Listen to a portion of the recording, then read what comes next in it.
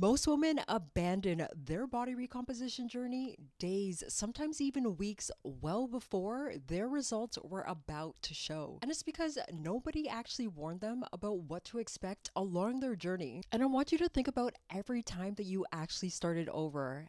Think about every Monday that you said that you needed that fresh start. Think about all the workout programs that you committed to in the past, all the dietary restrictions that you told yourself you are definitely going to follow. And then week 5 or even 6, or if you are pushing at your hardest, week 8 hits and you have not seen any results because nothing actually looks different. So then you did what you thought any rational person would do at this stage when you're not seeing results and everything is simply not working. You simply stopped. And somewhere in the back of your mind, this quiet story started forming. Maybe it's just my hormones.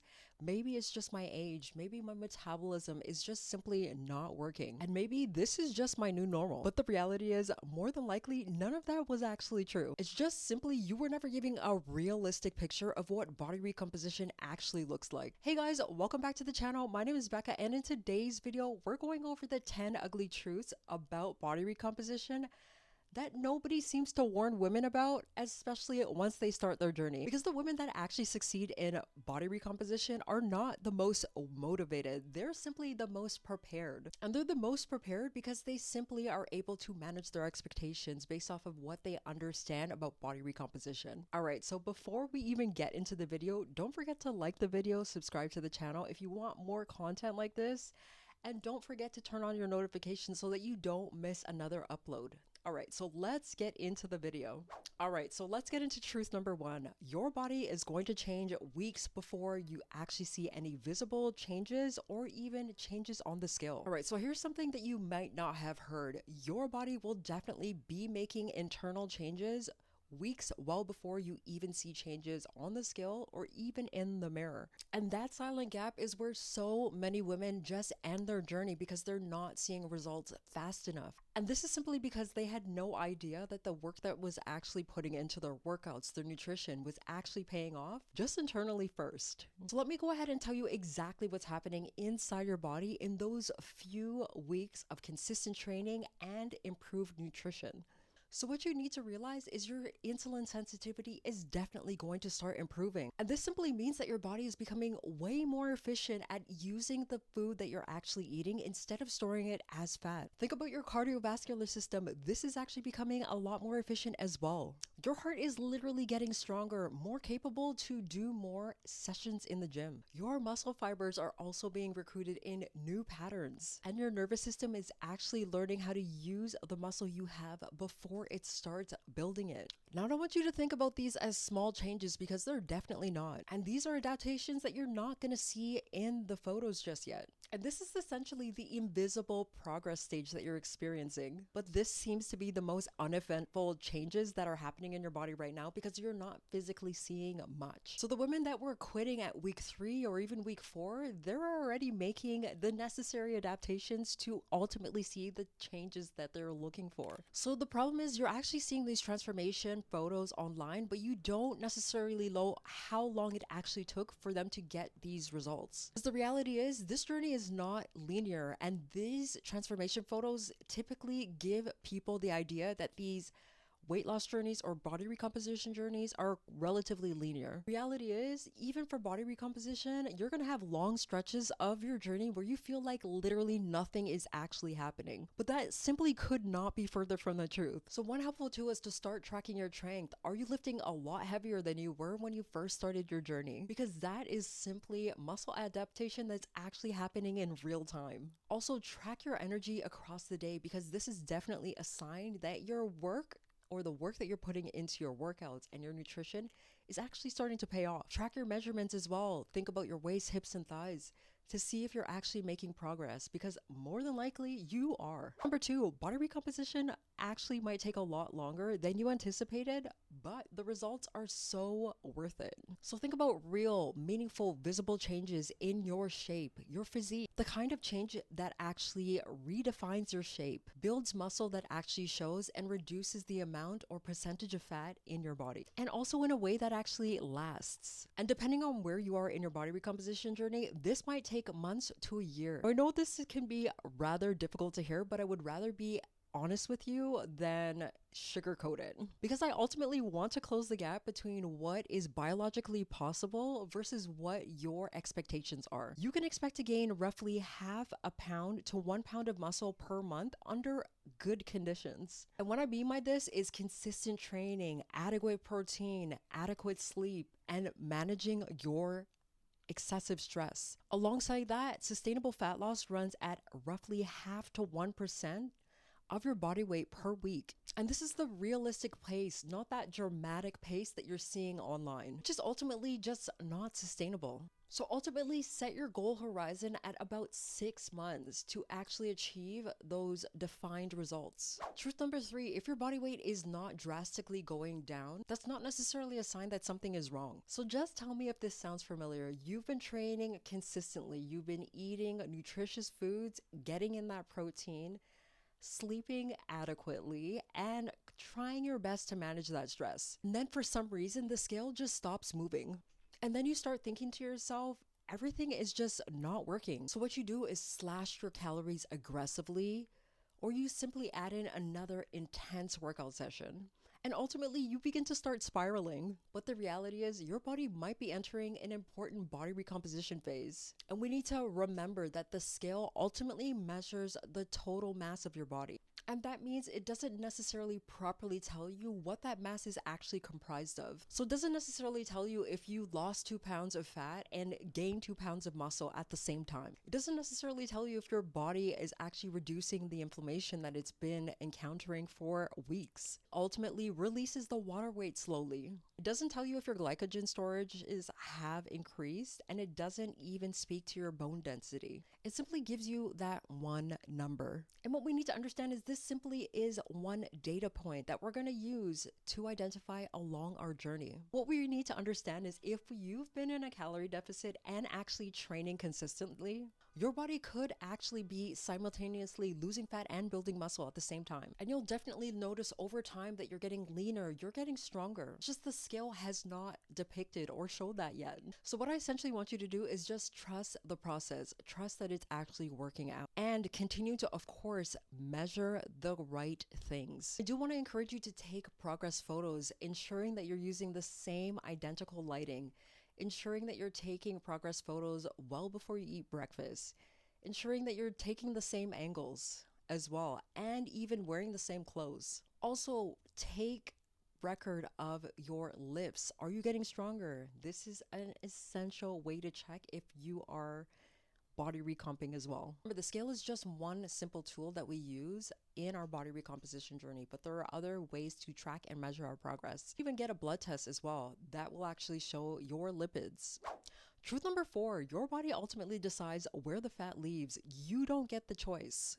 Now, this is the truth that ultimately frustrates so many women, because we don't get to decide where the fat comes off, or even the order that it comes off in. So of course, yes, you can be training consistently. You can be eating enough protein, getting in your macros, but ultimately we still don't decide where that fat comes off first. That's ultimately what our genetics decides. And for some of us, it can take so long for it to come off in the places that we desperately want. For example, our arms, our belly, our legs. And you might even be wondering what you are doing wrong. But the reality is, it's just your biology. You have to just keep going and progressing at that training, and you will ultimately see the results, I promise. So we need to understand, and I just want to highlight this point right here. Fat mobilization follows a specific genetic predetermined order. And this is ultimately dictated by your hormones, your DNA. So for a lot of women, fat ultimately might leave first from the face, neck, chest, and even arms. And these are ultimately areas with lower estrogen receptor density. The areas with higher estrogen essentially are in the lower abdomen, the hips, glutes, and even our inner thighs. So I want you to understand that if you see any of these fitness routines that say that they're able to spot reduce fat, don't believe them.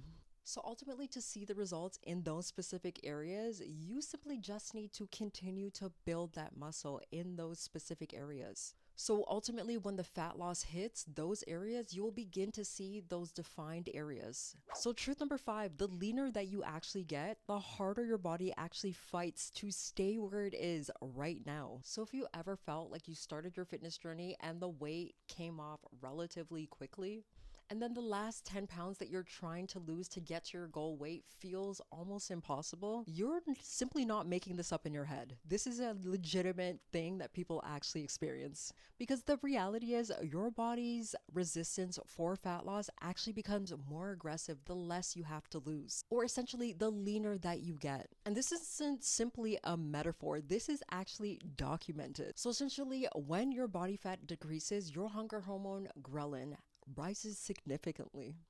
And at the same time, your leptin, your satiety hormone, drops.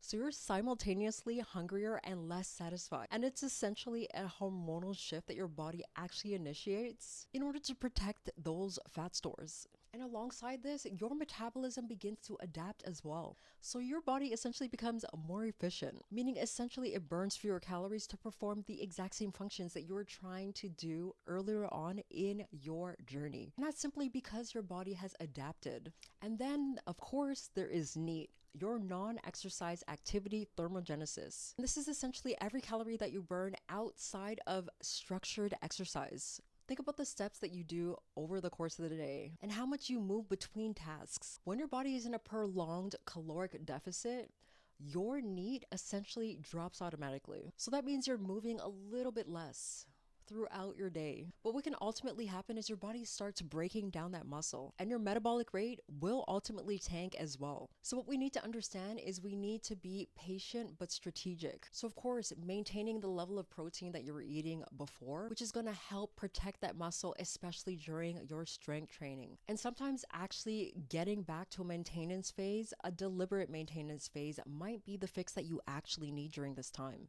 And this is ultimately just going to reset your metabolism and your hormones before continuing your journey. Truth number 6, your body ultimately has a set point and it's not passive about defending the set point. So essentially your body has a preferred weight range that it's just typically used to. And this range is considered safe to your body. And this range essentially has been calibrated from years of your habits, years of your hormones, your history, years of your stress, years of your sleep patterns. And when you try to move below that range by introducing training and dieting, your body does not simply want to accept that. And it will ultimately fight back, not passively but aggressively and on multiple fronts simultaneously. So think about your hunger increasing. You notice it more, you think about it more, you often feel like you need to reward yourself with it more. And all of this happens automatically without your permission. And some women think that there's something wrong with them at that time, when the reality is your biology is simply doing what it's expected to do, which makes this part so difficult for so many women because it's ultimately trying to protect you from a perceived starvation, even though your body doesn't simply realize that you're actually doing this for a healthier version of yourself. And this is the scientific reason for why crash diets actually fail. So the harder you restrict, the more aggressive this defense is going to become. When you ultimately stop these aggressive diets, because everybody eventually will stop, that rebound weight is so fast because your body is essentially trying to restore those fat stores as its priority. But what we need to understand is that set point can actually move, but this is a slow process. And for some of us, it can take months or even a year of consistent behavior, not simply weeks of restriction. So what we need to understand is strength training raises your set point's metabolic floor because that muscle is a metabolically expensive tissue and requires more energy to maintain. So that's why gradual fat loss is essential. So think about 0.5 to 1% of your body weight per week. And this moves your set point slowly enough to actually move past that alarm system. Also, including periodic maintenance phases into your routine can also help this as well. Essentially allowing your body to recalibrate to a new normal over time. And this is not the dramatic, fast, quick results that the industry typically tries to sell you. This is essentially the sustainable approach that is actually going to leave you long-term results. All right, truth number 7, stress is silently capping your results and more training makes it worse. So think about this. You're managing your career, you're managing your family, you have so many obligations, and of course you're trying to maintain a healthier lifestyle. This is all going to impact your body recomposition journey. The answer is going to sound completely counterintuitive, but I need you to understand that you need to manage the stress in order to see the results that you're looking for. So you don't need to be in the gym 7 days a week consistently to see results. 3 days in the gym is absolutely going to get you the results, including, of course,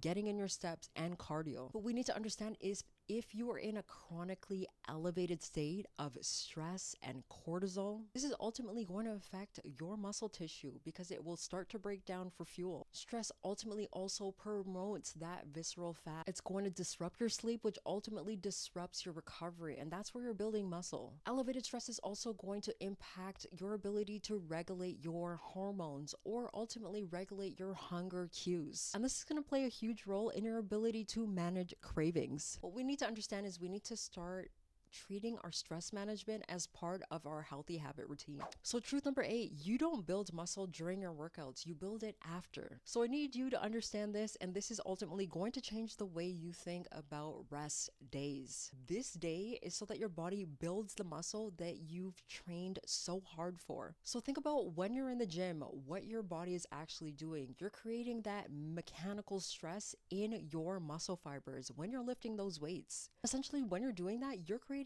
micro tears in the tissue. You're depleting your energy stores as well. And you even elevate your stress hormones temporarily. But this is the training stimulus, and this is exactly what we are working for.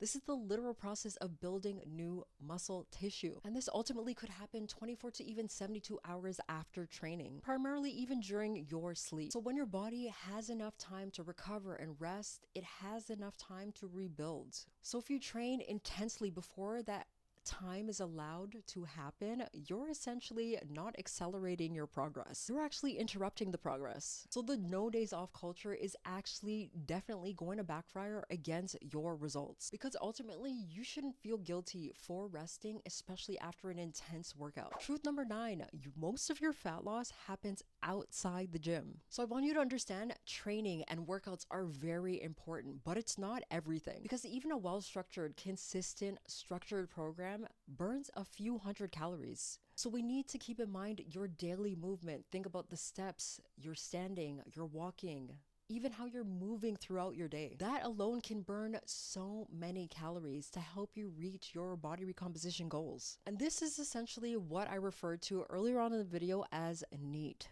your non-exercise activity thermogenesis. And NEAT is one of the most powerful tools that you can incorporate into your program. This is ultimately why 2 women can follow the same program and get ultimately different results. One might lose fat consistently while the other one might actually stall. Now, the difference isn't necessarily in the gym. The difference is in how much or how active that woman is outside of the gym as well, because ultimately walking is one of the most underrated fat loss tools. So what I want you to ultimately start doing is tracking your steps, not simply just your workouts. Because yes, the gym is there so that you can build that muscle, but think about the rest of the day. That is where you're going to actually burn that fat. Truth number 10, and this one is so important, which is why I saved it for last.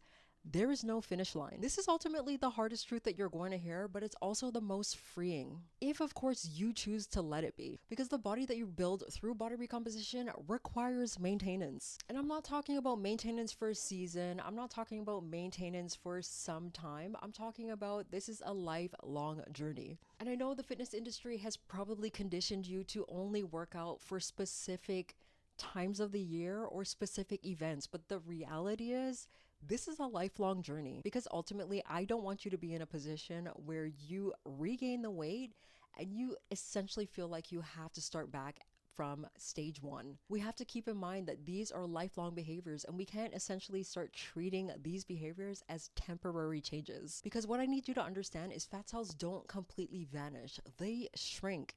And under the right conditions, think about prolonged stress. Think about severely under or severely overeating. Or think about you just stopped training as consistent as you normally did, or stopped moving and doing those steps as you normally did. those fat cells are definitely going to refill and refill rapidly. And ultimately, muscle doesn't stay without that stimulus that you are doing in the gym. So what I need you to do is ultimately start and stay with a routine that you can actually stick to. So if you're training Mondays, Wednesdays, and Fridays, that simply becomes a part of your weekly routine, and you just simply do it. You simply keep up your steps, you simply keep moving or finding activities that actually you enjoy and treating these things like non-negotiables. So that creates a shift from just simply doing these things to becoming the person that actually incorporates this into their life as a lifestyle. This is simply a version of your life that you're going to be consistent with. All right, so if you clicked on this video because you're exhausted of actually putting in the work and not seeing results, I've gone ahead and created an 8-week starter body recomposition program to help you start your body recomposition journey. And this is ultimately designed for women that want to lose fat, build muscle, and finally feel like themselves again. So if you're interested, go ahead and click the link in the description. And don't forget to like the video, comment if you have any questions, and don't forget to hit that subscribe button so that you don't miss another video. And I'll see you in the next one.